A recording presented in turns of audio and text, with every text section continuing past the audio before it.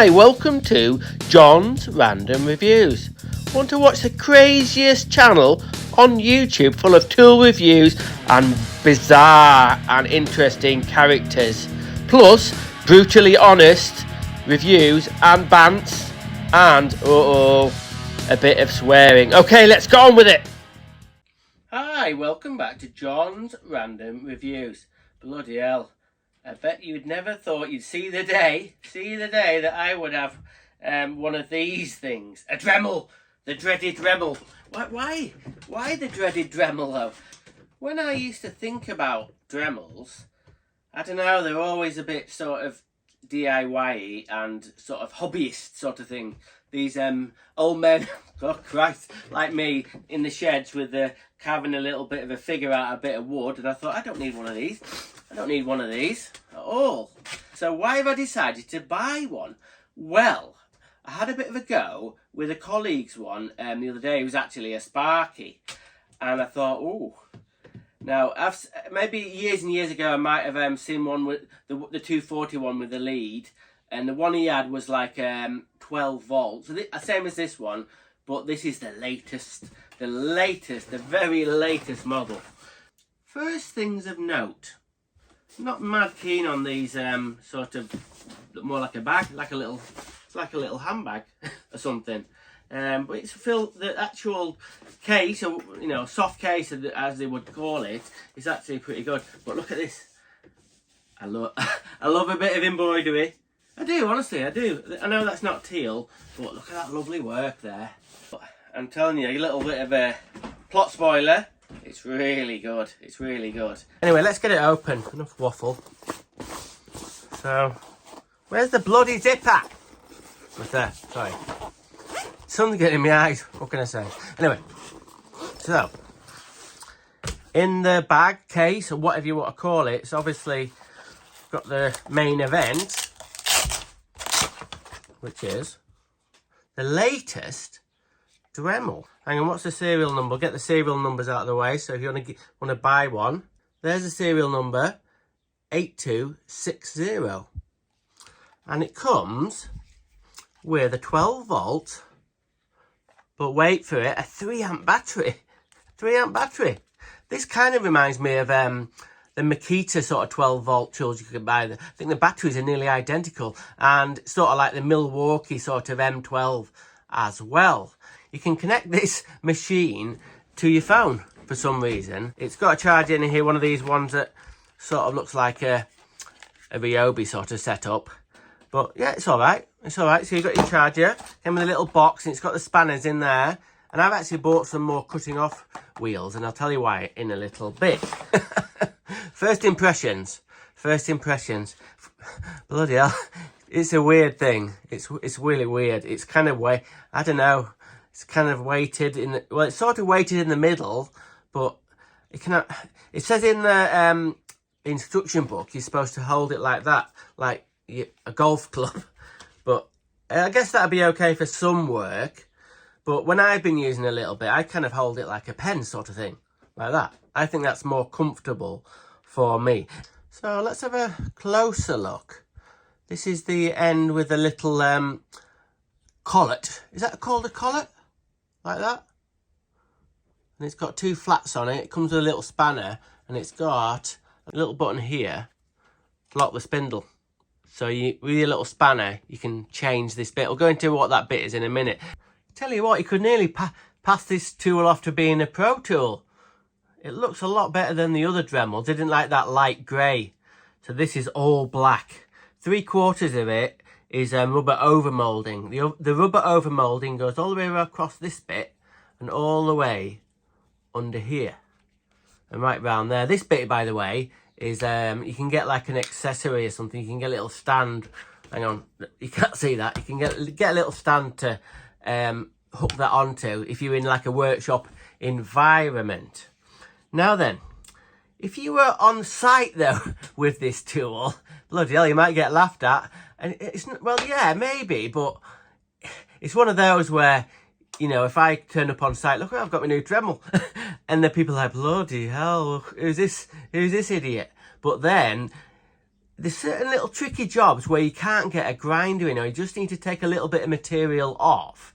Odd time, and this is the beast for you. If you just need if you're going to get into a sticky situation where you have to cut something off right in the corner, or let's say, for example, I was cutting a little bit of a little nut off a really, really old fireplace. I couldn't get my grinder in. I didn't want to damage it, and this did the job perfectly.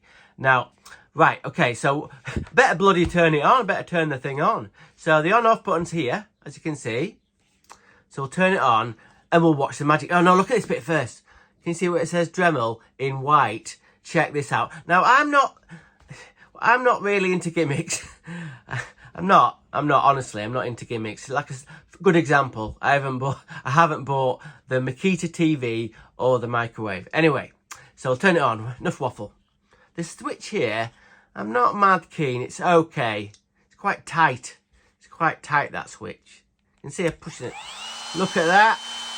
It's lit up. There must be some LEDs behind here, and this bit is sort of like a clear plastic with a black bit at the back, and it's obviously clear at the back. So it's got a speed control on it, which is this little toggle wheel here. So at the moment, I hope you can see this on 15. I can turn it down to 5. You still won't be able to sort of see it turning, but and then if we scroll it up, then you think, I've heard a Dremel, and it sounds a bit like that. Sounds like a bloody, I don't know, like a pig being strangled. But wait till you hear when it actually goes on to from 20 to 30. Ready? Oh well. Sounds alright. Sounds better on full whack. I think most of the time, most of the time people will just have it on full whack. When it kind of like, you turn it off on the off switch, what's kind of cool too, because this tool doesn't come with a light, but you can get a light attachment for the end there. You'd have to look online. But this bit here stays lit up blue. That Dremel must be their colour or something. And this little bit is there. Oh, sorry, there's the battery indicator there. And it stays blue for about a minute. So if you are in a dark spot and you couldn't dropped it somewhere, for that first minute, you'd be able to see where it was, which is okay. Oh, it's gone off now. You can see it's gone off. Right. I don't like slagging tools off. This is a tool. This is, a pretty cool little tool. I'm stoked I've got it. But if you were sort of using it on site, is it robust enough? Well, yeah, it's got the rubber overmolding. But there's certain little design bits, stuff gets knocked to hell out of at work. And you can imagine this little button here that locks the spindle. That would get knocked off. You can see how it sits sort of, kind of like, yeah. Can you see that? It would knock on there. And also, this screen where you can get your speed control from, that would get scratched. It's already bloody scratched. That would get scratched to buggery, as they say. And you can see there's no protection for that at all. But, hey, it's not too bad. It looks better than, like I said, it looks better than the earlier Dremels. So the main reason I think I'm going to use this tool is for getting in tiny little corners. We're going to do a little bit of a test in a minute and put in these sort of like cutting wheels on. So we'll just get them out of the box. I've actually got some more, and when I looked online, there was 2 different thicknesses. So these set here, set of 5.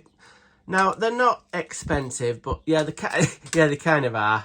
I think you can get 5 of these for 11 quid or something. And if you're cutting anything thinner than a thin nail or a little screw or a little bolt, you're going to go through these in no time. And these ones are I think they're 1.7 mil thick. So if you thought you were in a situation where it was chance of biting, these would probably be better so they didn't snap and disintegrate it. And these ones here, these are not, it says on this one, 0.75, very, very, very thin. So if you had a really delicate, this is more along the lines of sort of hobbyish stuff. You can see, and sometimes I don't wear goggles, and imagine a bit of that going in your eye. always wear goggles, and I do. I know you can look at some of my videos and I don't, but generally, if it's like I know this isn't a grinder. This is like just like a little rotary tool, whatever they want to call it, or the blades could shear off. These are actually really, really, really thin. Anyway, we'll put one on. Things of note: the older Dremel never used to have a quick release system for these cut-off wheels. Now it does. What you do is you pull that collar back like that, and then you put this on. You see it slots like, hang on, let me just see. See that slots on like that? It's going to do it. Like that. And then you turn that 90 degrees, and then it snaps back up. You can see that sort of bronzy looking bit there. Now, things of note straight away, I've only used this a few times, and I was touching a bit of something there. Where I had to cut this bolt off, was really, really no room at all. And it started to rub against another bit of metal, and it's not that hard. So I don't think these locking, whatever they want, gizmos, is that what they're called? Do you think that's what they're called? Locking gizmos? No, they're not. And then to take it off again, you just turn it 90 degrees and off you come. So if I'm just using this as a cut-off in a really tight spot, I think it's brilliant. I don't have to get my little spanner out there and lock the blade off. But when I'm doing my little Makita fiddling and changing other makes of power tools to Makita, and then I'm in the workshop, I've just got to scoop off a little bit of plastic, and there's tons and tons of different bits you can put on there. You can get the stone bits, you can get polishing bits, you can get sandpaper bits, you can even get a diamond cutter. It's like that for doing cutting tiles or getting a tile out and cutting down the grout line. If a grout line's really, really sort of like small, one of these might be just a job. But the only kind of issue is, obviously, I tell you what, we'll put this back on. Now look, if you kind of holding it like that and you want to cut off something like that, it kind of like, you have got to cock it at an angle. So if you're in such a situation where you kind of had to cut something down like that, and it was stopped here, you know, it wouldn't. It's not very good for that job. But for little fiddly cut-off jobs, anyway. What I've also found is when you're kind of cutting off like a bit of rod or a tiny nail, and you're holding it one-handed, it does tend to kind of flick off. We'll do that in the testing in a little bit. But I think if you're doing the cut-off thing, the best is to hold it with two hands like that. See, it's not going to flick off and then possibly damage the blade. Oh, we haven't talked about pricing yet, have I? Oh, it's not cheap. To me, I'd say if I hadn't seen this latest Dremel one, I think the model before this, I think you can get them for 110, 120, and that's quite expensive. So this one here, okay, it's got that Bluetooth thing on, which is a waste of time. Oh, we'll have a little bit of a chat about this. What's with this Bosch do it as well with, why do they need a Bluetooth connection on here? And all it does really is you can tell what the battery's doing and how much power it's using at a certain time, or if it's getting too hot. It'll have a thermal cutout in this anyway. So if you imagine if you're really hammering it, let's say you had one of them stone bits on and you were carving something, it's shutting itself down. It's got a brushless motor in here, which is pretty good. But the Bluetooth thing, I think they've been better off just fucking it off completely and just having it cheaper. Because this, bloody hell, £159. That includes the one battery, one 12 volt 3 amp battery, and a charger and a case. But come on, I feel like I've had my pants pulled down a little bit for this. This looks like £100 item all day long. All day long, £100 item, not £159. But do I regret buying it, even though I've only used it a few times?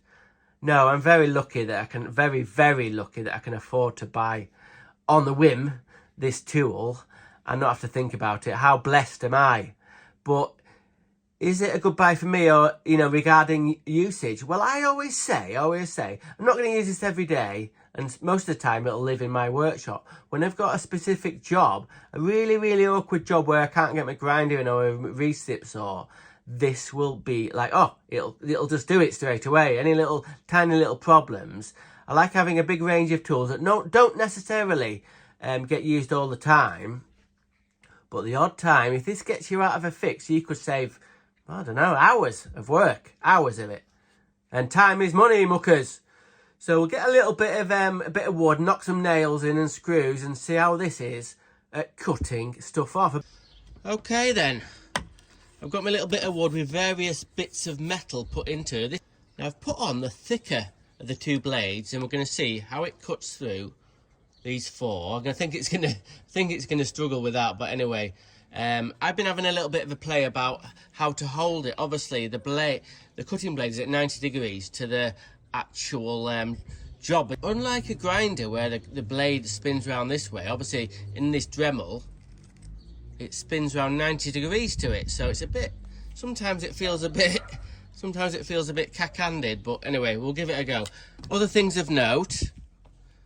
Safety glasses. So I've been called out for not wearing safety glasses in my videos. I might not be able to bloody see out of these, they're all fucked, but I'm going to put them on. So let's give this Dremel a bit of a test with this cutting blade. I'll turn it on, turn it up to full whack.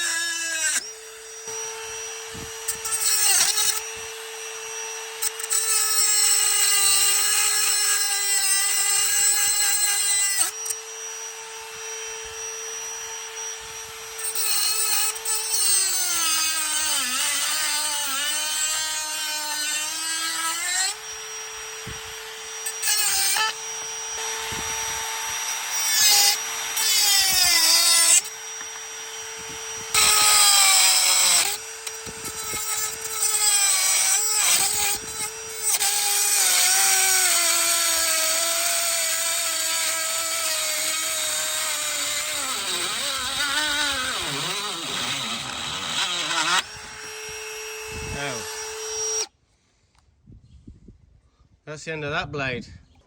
Okay, we're going to give it a go with this really, really thin blade, which I've just put on. Let's have a look. I think it says on it 0.75 mil.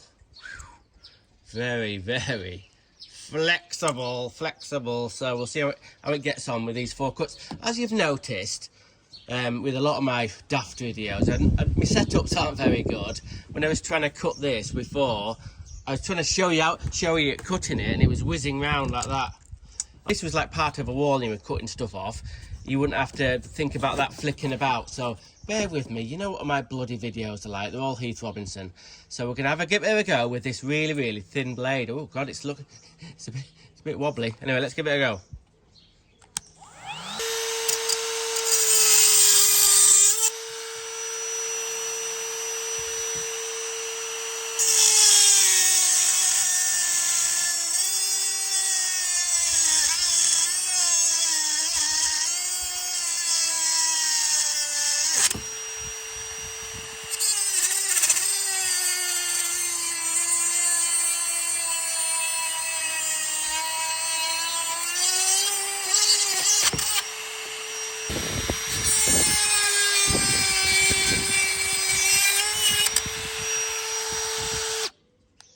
There. Honestly, I thought, with it being a thinner blade, I thought I got a slightly quicker cut, but it wears the blades or discs out a lot quicker, obviously, because they're so thin. And you could tell on one of the cuts on this M10 rod here, it kind of caught and it ripped half the blade off. But I don't think you wouldn't. This tool is not for cutting that. For little screws like that. Right then, let's give it a go with these. What are they called? Are they double cut carbine carving bits? These are borrowed off my missus actually. So it's quite. If we get the bloody box open, look at that set. Look at that lovely set. So I put one in the Dremel. Let's give it a go.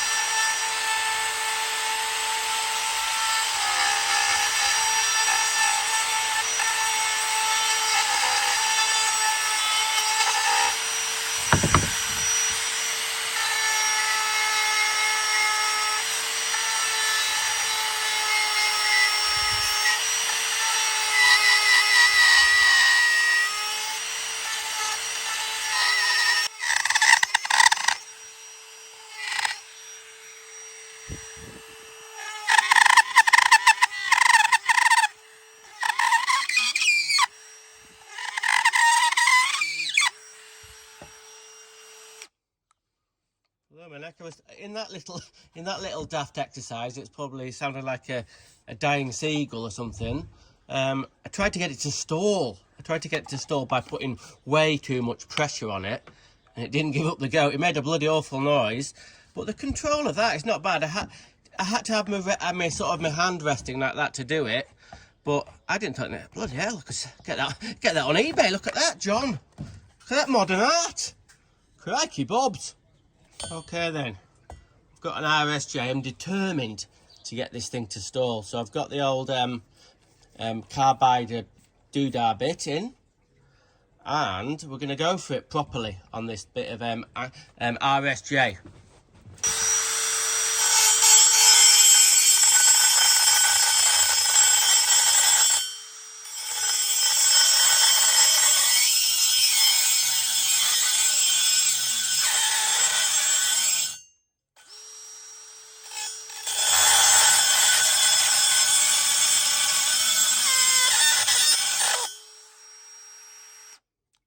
Nearly went all the way through.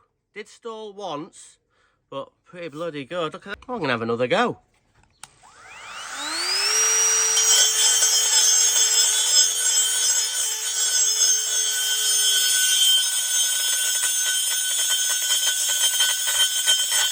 So, in summary, is this Dremel multi-tool a pro tool? Is this a tool for pro tradesmen, whichever, plumbers like me, or sparkies or joiners? I reckon it is. I'm here to say it. This is a pro tool. You might hardly ever use it. It might sit in its bag for quite a while until you need that. You come across that one job that you just can't cut something or whatever, and this will get you out of that fix. Could save you. I know it's expensive. I know it's 150 quid, a lot of money, but I'm glad I bought it. Anyway, Dremel multi-tool, the brand new one. It's really, really good. I'm not shitting with you. It's really, really good. Anyway, thank you for watching John's random reviews. And other thing of note, I'm chuffed to bits. I've just reached 2,000 subscribers, which I never thought of. Bloody hell. A little, daft channel like me full of daft videos would get to 2,000 subs. And I'm grateful. I mean this to the bottom of my heart. Is that about there? I'm grateful to every one of you. I'm stoked. I love getting comments, and I'm going to carry on as long as you keep on watching and commenting. I'll carry on making them. Okay, see you next time. Random is rad. Rock on. Thanks for watching, muckers. If you like what you see, don't forget to like and subscribe. And if you want anything, and I mean anything, reviewing, go onto my description page and there'll be my email address on there. So get in touch with me and I'll review anything you like.